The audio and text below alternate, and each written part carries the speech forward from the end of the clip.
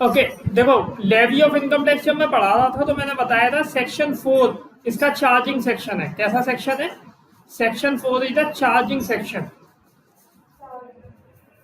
और सबसे important section होता है जो पूरा की पूरा बताता है कि टैक्स कैसे लगेगा, चार्जिंग सेक्शन।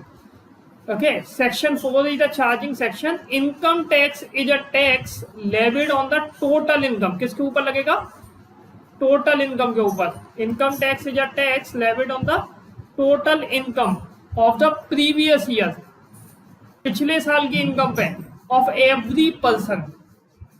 यही पढ़ा रहा था मैं पिछली क्लास में। चार्जिंग सेक्शन, इनकम टैक्स जो है वो लगता है टोटल इनकम पर, प्रीवियस ईयर और पर्सन के ऊपर। अब बात करते हैं, एक सेकेंड,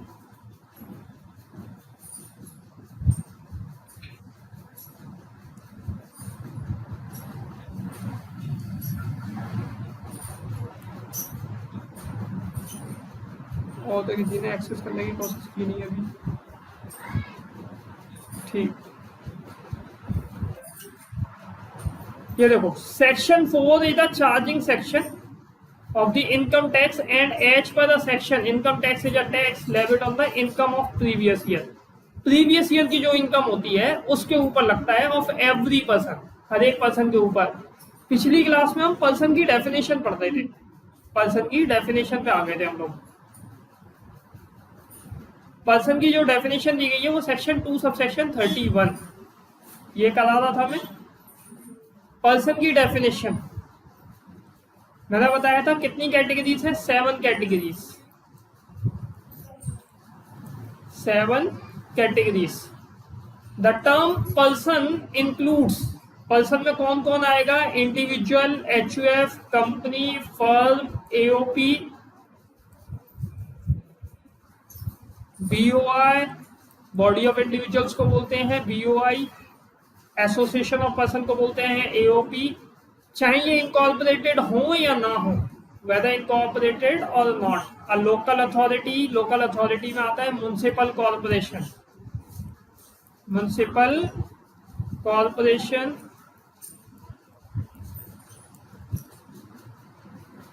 और कैंटोनमेंट बोर्ड,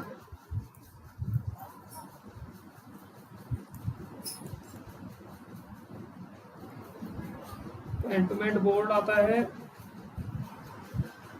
ओके, अच्छा, every artificial judicial person not falling with in any of the preceding category, जो पीछे की कैटेगरीज में नहीं आया होगा ना उसे भी यहाँ पर ले लिया जाएगा। ये ध्यान रखना, हर पर्सन ने टैक्स देना है, कोई भी बच नहीं सकता। कोई ये कहे कि मैं इस डेफिनेशन में कवर नहीं हो रहा, तो लास्ट जो जी पॉइंट है ना वो ऐसा पॉइंट है, every artificial judicial person not falling with in any of the preceding categories, जो पीछे वाली इन 6 कैटेगरीज में नहीं आया हो उसे भी इस कैटेगरी में ले लिया जाएगा पर्सन की डेफिनेशन में। तो every person should liable to tax, हर पर्सन को टैक्स तो देना ही पड़ेगा। Okay, these are 7 categories of persons chargeable to tax under the act. The aforesaid definition is inclusive and not exclusive। ये inclusive है, मतलब इसमें सबको इंक्लूड किया गया है। ओके, इसीलिए इसे इंक्लूसिव डेफिनेशन बोलते हैं, क्योंकि जब ऊपर पढ़ोगे ना तो यहाँ पर दिखेगा द टर्म पर्सन इंक्लूड्स, क्या लिखा है? टर्म पर्सन इंक्लूड्स, तो इसीलिए ये इंक्लूसिव डेफिनेशन की कैटेगरी में आती है। ओके, मैं सब बता चुका था, इंडिविजुअल किसे कहते हैं, एचयूएफ किसे कहते हैं, हिंदू अनडिवाइडेड फैमिली के बारे में भी, फर्म के बारे में भी, एओपी, बीओआई, इन सब के बारे में। ठीक है, अच्छा एक सेकेंड,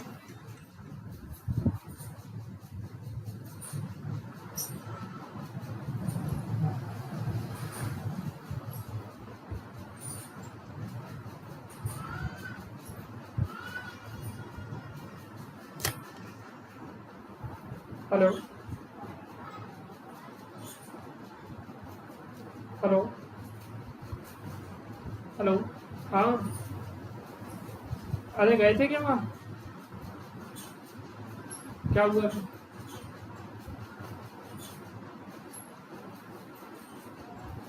क्या? अच्छा अच्छा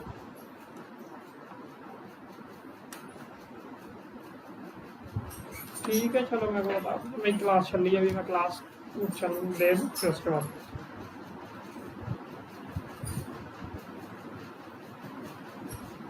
तुम ही लगाओ दो फोन एक बार। चलो मैं देखता हूँ, वही भेज दूंगा थोड़ी देर।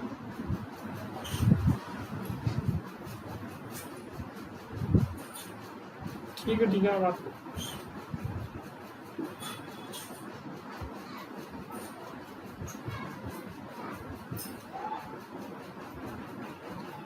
बेटा ये तो हुई पर्सन की डेफिनेशन के बारे में बात, इसके आगे चलते हैं।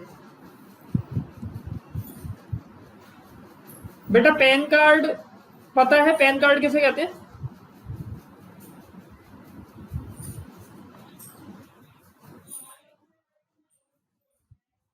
पैन कार्ड आपका है क्या? हाँ, परमानेंट अकाउंट नंबर बना हुआ है। तो देखोगे परमानेंट अकाउंट नंबर ही एक ऐसा नंबर है जिसके थ्रू इनकम टैक्स डिपार्टमेंट हमसे डील करता है। ओके, परमानेंट अकाउंट नंबर ही एक ऐसा नंबर है जिसके थ्रू इनकम टैक्स हमसे डील करता है। ओके, तो वो जब बनता है ना तब भी वो हमसे पूछता है कि आप किस कैटेगरी में हो, आप इंडिविजुअल हो, एचयूएफ हो, फर्म हो, कंपनी हो या क्या हो, तो वो आपसे पूछेगा। ठीक है, तो ये ध्यान रखना कि जब भी इनकम टैक्स की बात आती है ना तो हर बंदे के, देखो इंडिविजुअल के लिए टैक्स रेट्स अलग है, एचयूएफ के लिए टैक्स रेट अलग है, फर्म के लिए टैक्स रेट अलग है, कंपनीज के लिए टैक्स रेट अलग है। तो इसीलिए इंपॉर्टेंट है सबसे पहले तो हम ये पता लगाएं कि वो पर्सन कौन है जिसके ऊपर हम टैक्स लगा पा रहे हैं। अगर मुझे टैक्स पता करना है तो मुझे दो चीजें पता होनी चाहिए, एक तो इनकम कि कितनी इनकम है, और फिर उसके बाद में उसके ऊपर टैक्स की रेट कि कितने % से टैक्स लगाना है। दो चीजें पता होनी चाहिए, एक तो पता होनी चाहिए मुझे इनकम और दूसरा पता होना चाहिए मुझे टैक्स रेट। अच्छा, टैक्स रेट पता चलेगी, हर पर्सन की टैक्स रेट अलग अलग है, कंपनी होगी तो टैक्स रेट अलग है, एचयूएफ है तो टैक्स रेट अलग है, इंडिविजुअल के लिए टैक्स रेट अलग है, फर्म के लिए टैक्स रेट अलग है। इसीलिए सबसे पहले तो हमें ये पता लगाना पड़ता है वो पर्सन कौन है जिसके ऊपर हम टैक्स लगा रहे हैं। ओके, ठीक, ये ध्यान रखना। पर्सन की 7 कैटेगरी है। अच्छा, मैंने एक तो बोला था उसमें कि एक तो पता होना चाहिए हमें पर्सन, और दूसरा पता होना चाहिए हमें क्या, प्रीवियस ईयर। दूसरा क्या पता होना चाहिए, प्रीवियस ईयर। तो देखो अब मैं प्रीवियस ईयर समझा रहा हूँ। ओके, अच्छा बताओ प्रीवियस ईयर मीन्स तुम्हें क्या पता, मतलब क्या होना चाहिए प्रीवियस ईयर का मतलब? प्रीवियस ईयर मीन्स क्या होगा? इनकम टैक्स निकालना। ओके, देखो मैं बता रहा हूँ एक बार, सही बताया है, बस कैसे निकलता है प्रीवियस ईयर, क्या होता है, वो सारी चीजें मैं बता रहा हूँ। देखो, एक पर्सन है मिस्टर राम, इनकी अभी नई नई जॉब लगी, और इनकी जॉब जो लगी है ना वो मान लो 1 अप्रैल को लग गई, 1 अप्रैल 2018 में, 1 अप्रैल 2018 को इनकी जॉब लग गई। इन्हें हर महीने 30,000 रुपए मिलते हैं। हर महीने कितने मिलते हैं? 30,000 पर मंथ। इन्हें 30,000 पर मंथ मिलते हैं। अच्छा, ईयर जो स्टार्ट होता है, गवर्नमेंट जो भी ईयर स्टार्ट करती है वो ईयर होता है 1 अप्रैल टू 31 मार्च, यही होता है। इसे बोलते हैं हम फाइनेंशियल ईयर। क्या बोलते हैं हम इसे? Financial year. एक तो होता है कैलेंडर ईयर, एक होता है फाइनेंशियल ईयर। गवर्नमेंट डिपार्टमेंट जो फॉलो करते हैं वो करते हैं फाइनेंशियल ईयर।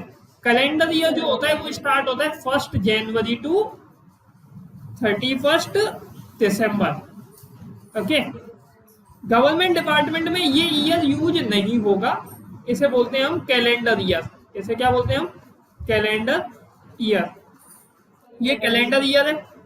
फाइनेंशियल ईयर इसे बोलते हैं 1 अप्रैल से स्टार्ट होगा and ending on the 31 March of the next year. अगर ये 2018 का है तो ये 31 मार्च 2019 ही होगा ना, ये ईयर चेंज हो जाता है। अब सुनो, इस पर्सन ने 1 अप्रैल 2018, एक्चुअल में इनकम टैक्स कैसा टैक्स है मैं आपको बता दूं। देखो जीएसटी क्या होता है, जब भी आप सामान खरीदने जाते हो आपको हर बार पे करना होता है। आप सामान के ऊपर हर बार दे के आते हो, वो दुकानदार पूरे साल का जितना भी, पूरे महीने का जितना भी जीएसटी इकट्ठा होता है वो ले जाके गवर्नमेंट को एक साथ देता है। गवर्नमेंट को ऐसा नहीं है कि आप आज कोई सामान खरीद के लेके आए, आज आप जो सामान खरीद के लेके आए 100 रुपए का, उसके ऊपर आपने 18 रुपए मान लो जीएसटी दिया, 118 रुपए उसे पे किए, 100 तो उसके हैं ही सामान के तो वो रखेगा, 18 रुपए ये गवर्नमेंट को देने हैं। तो क्या ऐसा होगा कि आपसे 18 रुपए लेगा, 18 रुपीज आपसे अभी कलेक्ट किया और तुरंत जाके गवर्नमेंट को देगा? वो क्या करेगा, आज आपसे ले लेगा, ऐसे करके पूरे महीने में जितने भी लोगों से जितना भी टैक्स कलेक्ट होगा पूरे मंथ का, वो पूरे मंथ का टैक्स कलेक्ट करके, जीएसटी का मैं आपको बता देता हूँ, जैसे 1 जुलाई से लेके 31 जुलाई तक जितना भी सामान बेचा उसके ऊपर जितना भी टैक्स लगा, वो टैक्स कलेक्ट जितना भी किया उसको वो पेमेंट करता है टिल द डेट ऑफ 20 अगस्त। कितनी तारीख तक जमा करेगा? 20 अगस्त तक। जुलाई का पैसा कब देना है उसे? 20 अगस्त तक। ऐसे ही अगस्त का, पूरे अगस्त में जितना भी सामान बेचा होगा उसका पैसा कब तक देगा वो? 20 सितंबर। पूरे ऐसे करके चलता रहता है। मतलब एक चीज समझ आई, इनकम टैक्स, वो जो जीएसटी का टैक्स का जो पेमेंट करना होता है वो इस तरीके से करना होता है दुकानदार को कि पूरे महीने में जो कलेक्ट किया उसका हिसाब किताब लगाए वो 20 दिन में अगले वाले महीने में, और उन 20 दिन के अंदर हिसाब किताब लगा के और गवर्नमेंट को पे कराए। यही होता है। अच्छा, लेकिन इनकम टैक्स मंथली नहीं लगता। इनकम टैक्स मंथली नहीं लगता। इनकम टैक्स कैसा टैक्स है बेटा? इनकम टैक्स है या एनुअल टैक्स? कैसा टैक्स है? इनकम टैक्स एक एनुअल टैक्स है, तो ये तो एनुअली ही लगेगा। ओके, इनकम टैक्स है या एनुअल टैक्स, तो ये पूरे साल में लगेगा। अब ये सोचो कि 1 अप्रैल 2018 से लेके ये ईयर खत्म होगा 31 मार्च 2019 को। ये ईयर खत्म होगा 31 मार्च 2019 को। इन 12 महीने में वो कितने रुपए अर्न करेगा? 12 महीने में 3,60,000 रुपए अर्न करेगा। ओके, इन 12 महीने में उसने 3,60,000 रुपए अर्न किए। इसके ऊपर उसे टैक्स कब देना है? इसके ऊपर उसे टैक्स कौन से ईयर में देना है, ये मुझे बता दो बस। इस साल में कमाए हैं, मैं बोलूं 18-19 में अर्न किया, 18-19 में क्या किया उसने? अर्न किया। टैक्स कब देगा? टैक्स देगा बेटा वो अगले साल में। वो कब देगा? नेक्स्ट ईयर में, जैसे हम बोलते हैं 1920 में। यही होगा।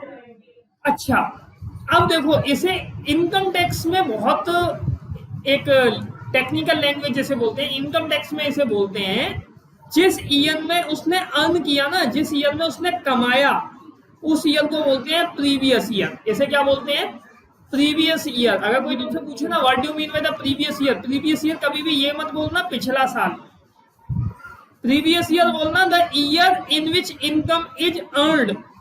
The year in which income is earned is known as previous year. Okay, the year in which income is earned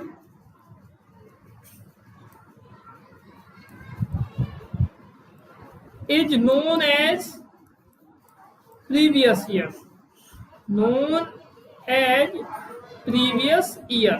उसे प्रीवियस ईयर बोलते हैं जिस ईयर में आप कमाते हैं। अच्छा, इस वाले ईयर को क्या बोलेंगे फिर जिसमें आप टैक्स दोगे? जिस ईयर में आप टैक्स देंगे उस ईयर को क्या बोलेंगे?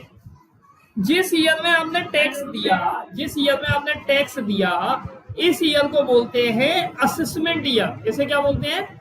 Assessment year. Assessment year. The year in which income is earned is known as previous year, और the year in which income tax is paid is known as assessment year. उस year को क्या बोलते हैं? Assessment year. Okay, तो एक तो होता है आपका प्रीवियस ईयर, एक होता है असेसमेंट ईयर। ये बहुत इंपॉर्टेंट टर्म है, पूरी की पूरी इनकम टैक्स में सबसे ज्यादा आपको परेशान कर सकता है और सबसे ज्यादा कंफ्यूजन पैदा कर सकता है बच्चों के लिए।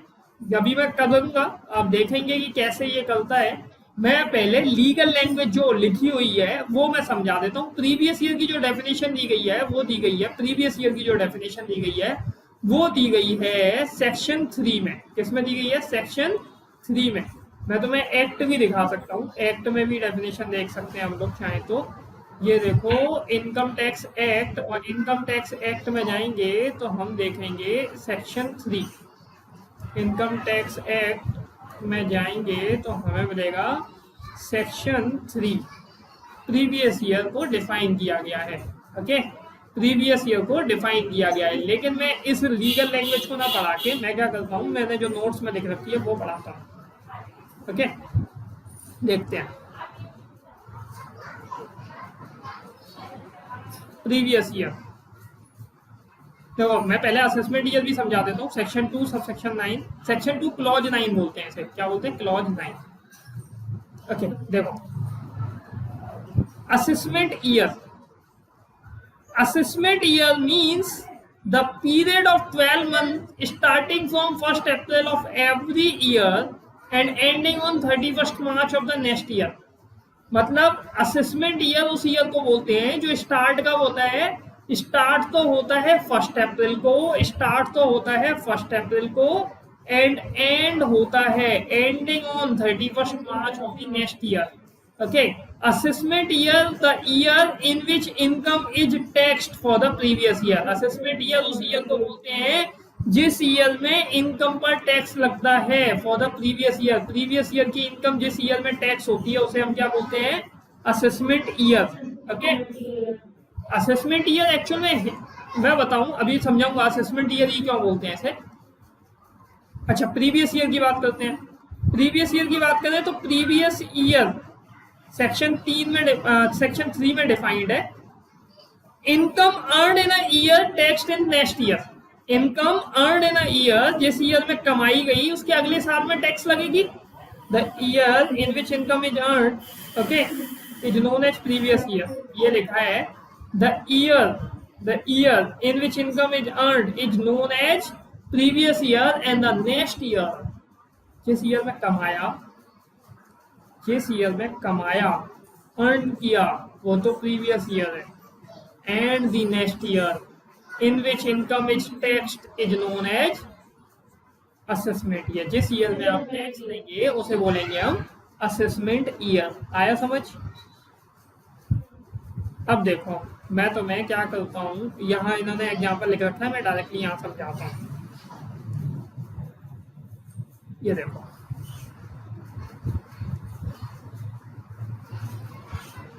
मिस्टर राम है, मिस्टर राम है, इन्होंने अर्न किया है, इनकी नई नई जॉब लगी, और जॉब लगी तो 1 अप्रैल 2018 में इनकी, वो 18 छोड़ो, इसे काम करते हैं 18 नहीं, 1 अप्रैल 16 में जॉब लगी। और अब आप मुझे बताओ 1 अप्रैल 16 से फर्स्ट टाइम इनकी जॉब लगी है, इनका जो पहला असेसमेंट होगा, पहला assessment year, first assessment year, वो बताओ कौन सा होगा? फर्स्ट असेसमेंट, हाँ of course first assessment year जो होगा इनका वो होगा 17-18। ओके, फर्स्ट असेसमेंट ईयर क्या होगा? 17-18। 17-18 मतलब 1 अप्रैल 2017 टू 31st मार्च 2018, यही होगा। ओके, इनका पहला प्रीवियस ईयर क्या होगा? फर्स्ट प्रीवियस ईयर इनका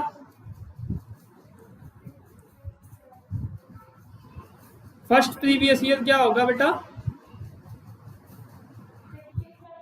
बिल्कुल, इनका फर्स्ट प्रीवियस ईयर होगा 16-17। Good. 1 April 2016 to 31st March 2017. Done? Okay, well done. ये प्रीवियस ईयर है, ये असेसमेंट ईयर है, मैं इससे एग्री हूं, ये आएगा आपका। अच्छा, मुझे इतना और बता दो, इनका सेकंड प्रीवियस ईयर क्या होगा?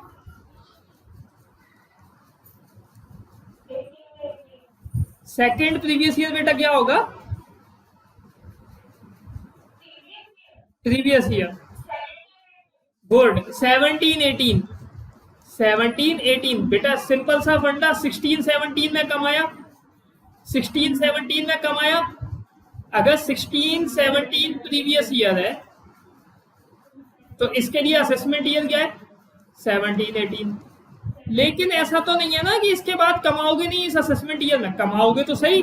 तो 17-18 में कमाओगे तो ये फिर से प्रीवियस ईयर हो गया, और इसका टैक्स आप दोगे 18-19 में। समझ आ रहा है कि इस ईयर में कमाया, इसके ऊपर टैक्स दिया इस ईयर में, तो इसीलिए ये प्रीवियस ईयर है। 16-17 अगर कोई मुझसे कहे 16-17 previous year for assessment year 17-18, अगर कोई मुझसे कहे 16-17 प्रीवियस ईयर है, लेकिन किस लिए? फॉर द असेसमेंट ईयर 17-18, 17-18 के लिए ये प्रीवियस ईयर है। अच्छा, 17-18 previous year for the assessment year, for the assessment year 18-19। अच्छा, एक ईयर डबल रोल प्ले कर रहा है, एक ईयर डबल रोल प्ले कर रहा है। 17-18 असेसमेंट ईयर है एंड 17-18 प्रीवियस ईयर भी है। समझ आ रहा है? 17-18 assessment year for the previous year, okay. 17-18 assessment year for the previous year 16-17, but 17-18 is the previous year for the assessment year 18-19। इसका मतलब ये है कि जो आप अर्न करते हो ना इसमें 16-17 में जो अर्न किया, ओके, एक सेकंड में वॉइस बंद करता हूँ, एक सेकंड में वॉइस कंट्रोल करता हूँ।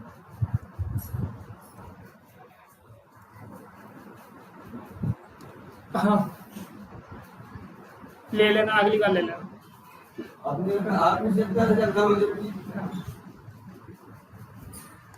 ठीक है। अच्छा देखो बेटा, आया कुछ समझ आ रहा है? ठीक, अभी मैं करता हूँ, एक देखते हैं।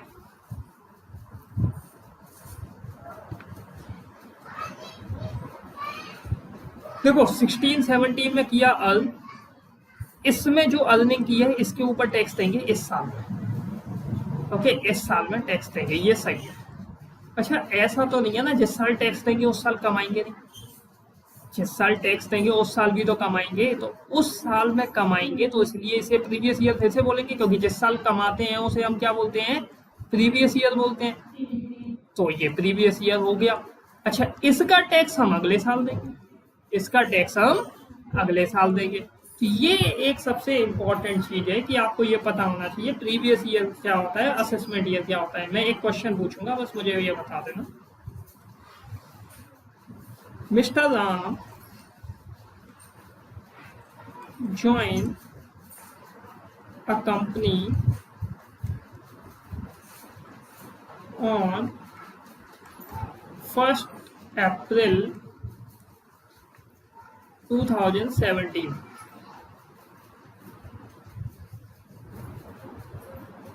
and his salary at the time of joining is fixed, was fixed 25,000 per month, okay.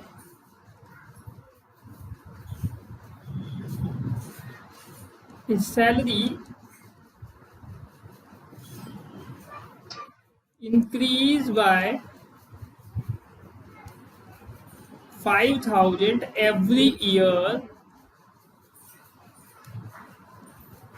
On 1 अप्रैल। हर साल उनकी सैलरी बढ़ जाती है 1 अप्रैल को, ये ध्यान रखना, ठीक है।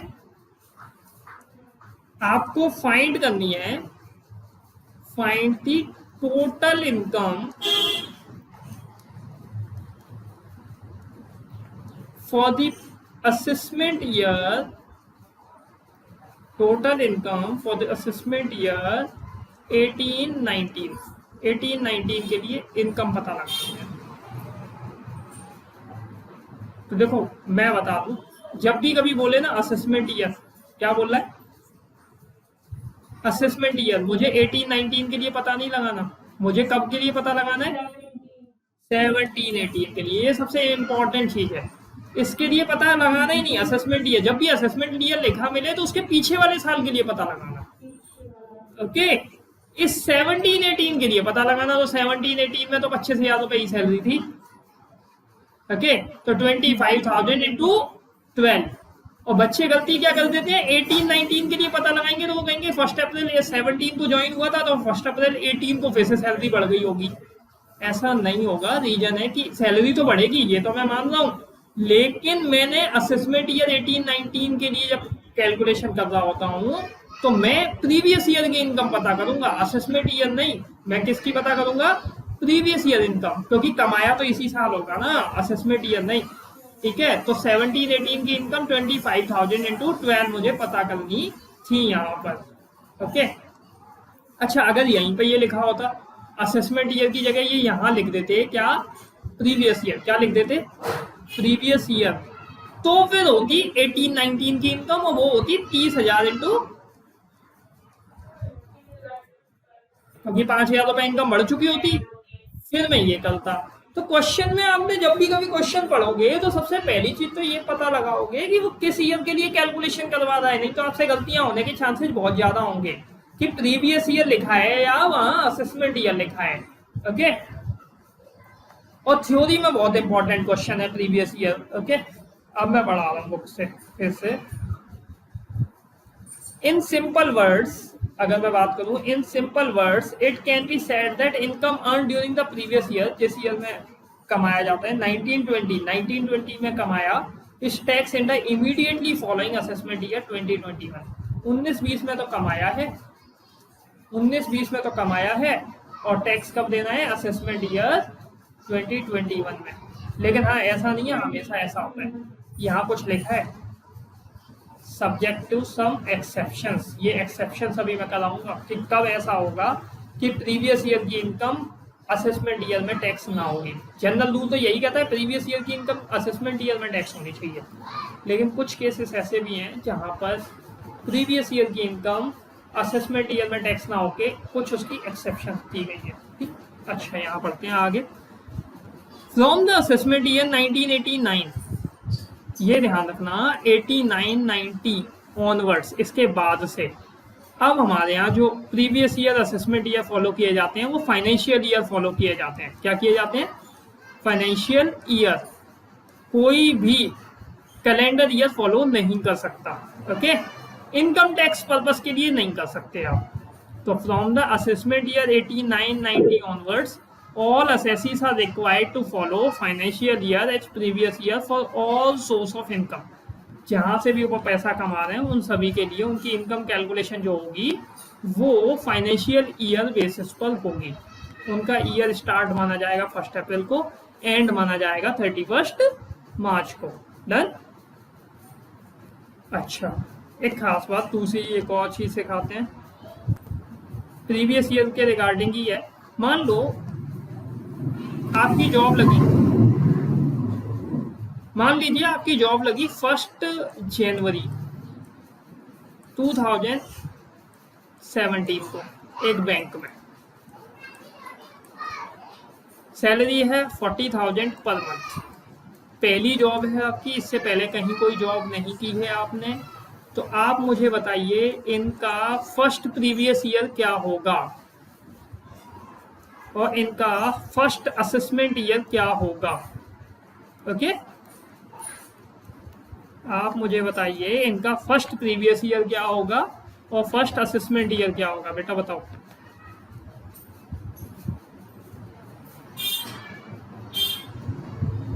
क्वेश्चन समझ आया?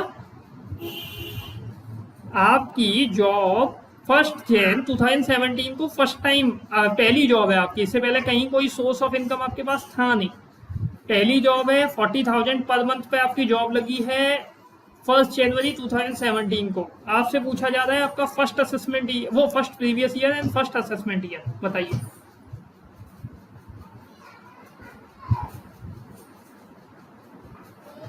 बेटा नहीं आ रहा?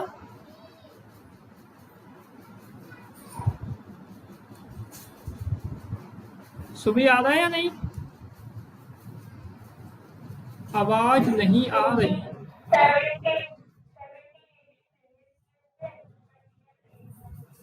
ओके मैं देख लेता हूँ। 17, 18 प्रीवियस ईयर होगा। अब आवाज आ रही है ना बेटा?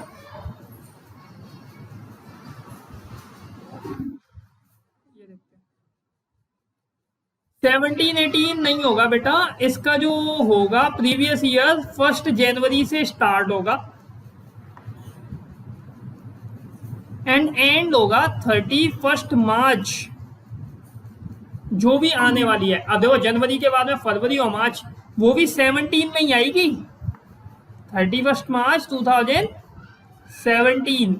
ओके, तो पहला प्रीवियस ईयर जो होगा वो इनका ये होगा, ये मात्र 3 महीने का, कितने महीने का? 3 मंथ्स का है। फर्स्ट प्रीवियस ईयर कितने मंथ का है बेटा? Only for the 3 months. Okay, अच्छा असेसमेंट ईयर, असेसमेंट ईयर तो 1 अप्रैल से ही स्टार्ट होगा, असेसमेंट ईयर तो 1 अप्रैल से ही स्टार्ट होगा एंड एंड होगा 31 मार्च 2018 को। ये तो 12 मंथ का ही है। तो एक चीज समझ आ रही होगी। अच्छा ये तो हुआ इनका फर्स्ट प्रीवियस ईयर। अच्छा मैं बात कर रहा हूं इनके second previous year. Second previous year भैया, सेकंड प्रीवियस ईयर तो 1 अप्रैल से ही कमा रहे होंगे भाई, जॉब तो चली रही है। तो 1 अप्रैल से लेके 1 अप्रैल 2017 से लेके 31 मार्च 2018 तक कमाओगे। तो पूरा की पूरा ये तो सेकंड प्रीवियस ईयर है, ये 12 मंथ का है। And second assessment year, second assessment year ये 1 अप्रैल 2018 टू 31 मार्च 2019, ये 12 महीने का है। एक चीज समझ आती है जो हम यहाँ नोटिस कर पा रहे हैं, वो ये नोटिस कर पा रहे हैं पहला प्रीवियस ईयर 3 महीने का था, लेकिन अगला प्रीवियस ईयर तो पूरे 12 महीने का है। तो ये समझ आता है कि पहला previous year, first previous year 12 महीने से कम का हो सकता है। फर्स्ट प्रीवियस ईयर 12 महीने से कम का हो सकता है, इसके बाद कोई भी प्रीवियस ईयर 12 महीने से कम का नहीं होगा। लेकिन assessment year never be less than, assessment year never be less than 12 month. Assessment year 12 महीने से कम का नहीं हो सकता है।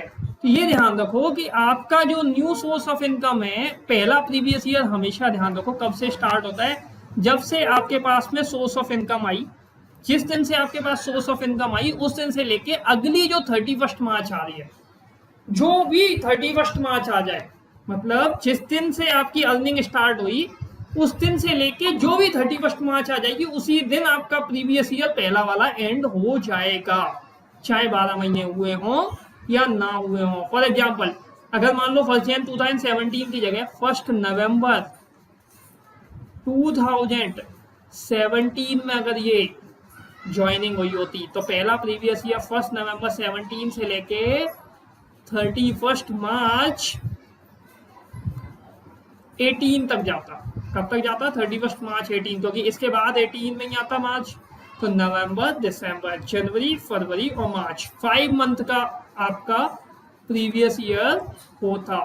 तो फर्स्ट प्रीवियस ईयर 12 महीने से कम का हो सकता है, लेकिन सब्सीक्वेंट प्रीवियस ईयर हमेशा पूरे 12 महीने के ही होंगे। मैं आपको दिखा देता हूं। In case of a newly setup business, अगर आपका नया नया बिजनेस है, और in case of a new source of income, या फिर आपके पास में पहली नया सोर्स ऑफ इनकम जनरेट होना शुरू हुआ है, पहली बार इनकम आना शुरू हुई है। First previous year commences on the date of setting up of the business, पहला प्रीवियस ईयर उस दिन स्टार्ट होगा, पहला प्रीवियस ईयर उस दिन स्टार्ट होगा on the date of setting up of the business of profession और on the date when the new source of income comes, उस दिन जिस दिन आपका नया बिजनेस सेटअप हुआ या जिस दिन आपकी नई सोर्स ऑफ इनकम आना शुरू हुई इन टू एग्जिस्टेंस। एंड कब होगा ये, and on the immediately following 31 मार्च, जो भी 31 मार्च आ रही होगी उस दिन वो एंड हो जाएगा। तो first previous year is a period of 12 month और लेस देन 12 मंथ, ये पहला प्रीवियस ईयर 12 महीने या उससे कम का हो सकता है, 12 महीने से ज्यादा का नहीं होगा, but it can never exceed 12 month, लेकिन ये 12 महीने से ज्यादा का नहीं होगा। Second and subsequent previous year are always of financial year. That means second and subsequent previous year are always of 12 months. Each start from 1st April and end on 31st March. Okay, subsequent previous year start होंगे। बेटा voice आ रही है ना?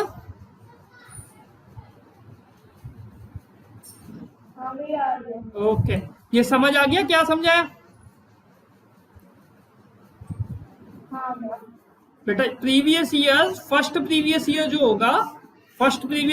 होगा वो 12 month से कम का भी हो सकता है या 12 मंथ का हो सकता है, लेकिन आगे आने वाले जो प्रीवियस ईयर्स होंगे वो पूरे के पूरे 12 महीने के होंगे। डन। जैसे मैं नीचे दिखा देता हूँ तुम्हें, एक एग्जांपल दिया गया है, एग्जांपल तुम अपनी उससे पढ़ लेना, मैंने नोट सेंड कर दिया ना, ये उसी में देख लेना, ये आराम से समझ आ जाएगा, नहीं आए तो मुझसे पूछ लेना। ओके, ये वाला ये मैंने सेंड कर दिया। अच्छा, अब इसके आगे बढ़ते हैं।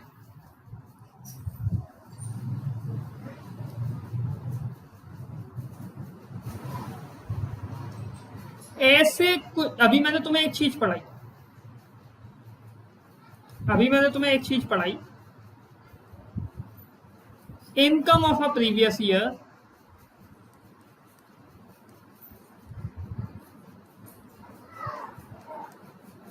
टैक्स्ड इन, किस ईयर में टैक्स होती है बेटा? Income of a previous year assessment year में। अच्छा, assessment year. Okay, income of a previous year taxed in assessment year, यही होता है। अच्छा, लेकिन एक चीज समझो, प्रीवियस ईयर की इनकम असेसमेंट ईयर में टैक्स होती है, लेकिन देयर आर सम एक्सेप्शंस। मैं आपसे एक चीज पूछता हूं, एक सिंपल सा केस पूछ लो, इंडिया की जो अपनी कोस्टल लाइन है, कोस्टल लाइन तो समझते हो ना बेटा? इंडिया की जो अपनी कोस्टल लाइन है, जहां शिप्स आते हैं, ओके, जो पोर्ट्स हैं, ये तो जो वाटर शिप्स आते हैं, तो उस कोस्टल लाइन पर मान लो एनआरआई वर्ड तो जानते हो ना, अभी थोड़ा बहुत जानते हो, फिर मैं यहाँ पे बहुत अच्छे से समझाऊंगा। एनआरआईज जानते हो? नॉन रेजिडेंट ऑफ इंडिया, जो इंडिया का पर्सन नहीं, एक तरीके से अभी इतना समझ लो, मैं अभी आगे बहुत अच्छे से क्लैरिफाई करूंगा।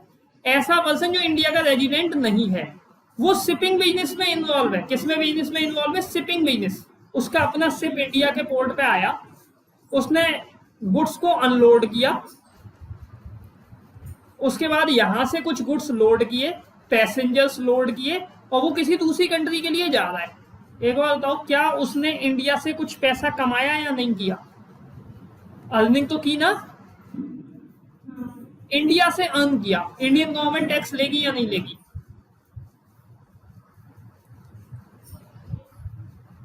इंडियन गवर्नमेंट उससे कहेगी, भाई आपने इंडिया से अर्न किया है, हम आपसे टैक्स लेंगे, क्योंकि आपने इंडिया से अर्न किया है। जैसे ही उसने इंडिया से अर्न किया, हम तो उससे कहा कि भाई आप हमें टैक्स दीजिए, तो उसने कहा ठीक है, आई एग्री, मैं टैक्स देने के लिए तैयार हूं। ईयर चल रहा था ये 17-18 की बात थी। तो उसने कहा ठीक है, इस ईयर में कमा रहा हूँ, नेक्स्ट ईयर में पे करूंगा। आपकी गवर्नमेंट तो यही कहती है ना, द इनकम इन जिस ईयर में कमाते हो उसके अगले ईयर में ही आपने टैक्स देना है, असेसमेंट ईयर में। मैं इस ईयर में कमा रहा हूँ, अभी मैं चला जाता हूँ, अगले साल में तो मैं टैक्स दे दूंगा। इज इट पॉसिबल कि वो टैक्स देने आएगा? मैं तो कह रहा हूँ देने भी ना आना हो, ऑनलाइन ही पे करना हो, तो क्या वो देने आएगा? ऑनलाइन भी देगा? बिल्कुल नहीं देगा। कोई भी बंदा टैक्स नहीं देना चाहता, कोई भी बंदा टैक्स ईमानदारी से नहीं देना चाहता। तो ये बंदा भी एक एक्सक्यूज दे रहा है।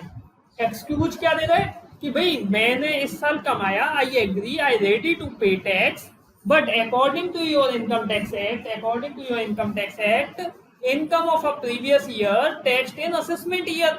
तो अब मैं क्या करूंगा कि मैंने इस साल तो कमा लिया, मैं बता भी दे रहा हूं मैंने इतना कमा लिया, लेकिन इसके ऊपर मैं टैक्स जो दूंगा वो मैं अगले साल दूंगा।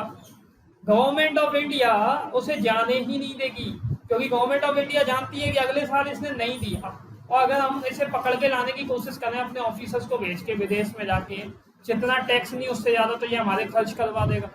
और ऐसे कितने लोगों के पीछे भागेंगे हम? ऐसे नहीं कर सकते ना। तो इसीलिए इन लोगों ने क्या कर रखा है, इनने कह रखा है कि भाई अगर कोई भी नॉन रेजिडेंट है जो शिपिंग बिजनेस में इन्वॉल्व है, उसे पोर्ट तभी छोड़ने दिया जाएगा जब वो इस साल की इनकम पे इसी साल टैक्स पे कर देगा। तो ये आ गई ना एक्सेप्शन। वैसे रूल क्या है? रूल ये कहता है इस साल की इनकम पे टैक्स लगेगा अगले साल, लेकिन इस केस में क्या होगा, income of a previous year taxed in same previous year, उसी प्रीवियस ईयर में इसे टैक्स देना पड़ जाएगा। आया समझ या नहीं आया?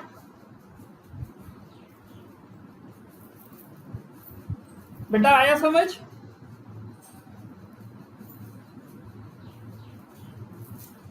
वॉइस आ रही है क्या?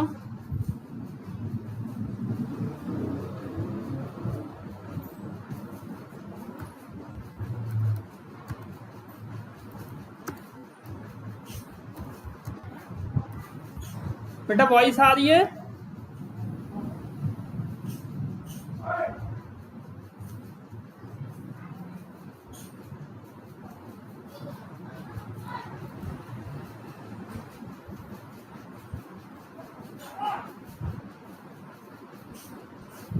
नहीं आ रही? Okay, I will try. अब आ रही है बेटा? ओके, तो अब बताओ, ये जो मैंने अभी पढ़ाया था ये समय कुछ सुना था? कहां तक सुना था आपने?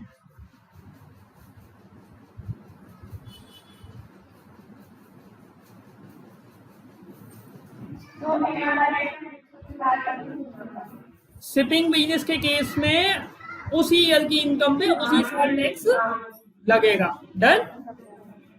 ओके, अच्छा ये पहला केस है। ऐसे 5 केसेस हैं। ऐसे कितने केसेस हैं? 5 केसेस हैं जब जब इनकम, इस साल की इनकम इसी साल टैक्स होगी, उसके लिए अगले साल का वेट नहीं किया जाएगा। ये फर्स्ट केस था। ओके, ये देखिए दिया है, shipping business of a NRI. NRI का अगर शिपिंग बिजनेस है तो उसी साल टैक्स ले लिया जाएगा। अच्छा, इफ अ पर्सन, एक पर्सन है जो इंडिया छोड़ के जा रहा है और परमानेंटली छोड़ के जा रहा है, उसकी इंटेंशन है कि वो परमानेंट इंडिया छोड़ के जा रहा है। एक और बताओ, अगर कोई बंदा परमानेंट इंडिया छोड़ के जा रहा है तो इस साल जो कमा रहा है, जिस साल वो छोड़ के जा रहा है, इस साल कुछ कमाया होगा? जो इस साल कमाया होगा उसके ऊपर टैक्स गवर्नमेंट कहेगी भाई अभी दे जाओ। वो कहेगा नहीं सर, अभी तक तो मैं अगले साल तक जो इस साल कमाता था उस पर अगले साल देता था। तो वो कह रहे हैं कि भाई वो, ये बात आपकी बिल्कुल सही है कि जो इस साल कमाते थे उस पर अगले साल देते थे, लेकिन एक चीज समझिए कि आप इस साल इंडिया परमानेंटली छोड़ के जा रहे हैं, अगले साल तो आप इंडिया में होंगे ही नहीं, फिर हम किससे टैक्स रिकवर करेंगे? और हम विदेश में आके तुमसे टैक्स रिकवर करने तो आएंगे नहीं। ऐसे हर बंदे के पास तो हम जा नहीं सकते। तो इसीलिए वो उसे इंडिया छोड़ने से पहले, अगर इंडियन गवर्नमेंट को ये या इनकम टैक्स डिपार्टमेंट को इंटेंशन पता चल जाए उसकी कि वो परमानेंटली इंडिया छोड़ रहा है, तो उससे इस साल की इनकम पे इसी साल टैक्स ले लिया जाएगा, उसके लिए उसका असेसमेंट ईयर का वेट नहीं करेंगे। आया समझ? Okay. Person living India, okay, 2 करा दिए हैं मैंने तुम्हें, बाकी ये 3 एक काम करते हैं कल की क्लास में करेंगे, ठीक?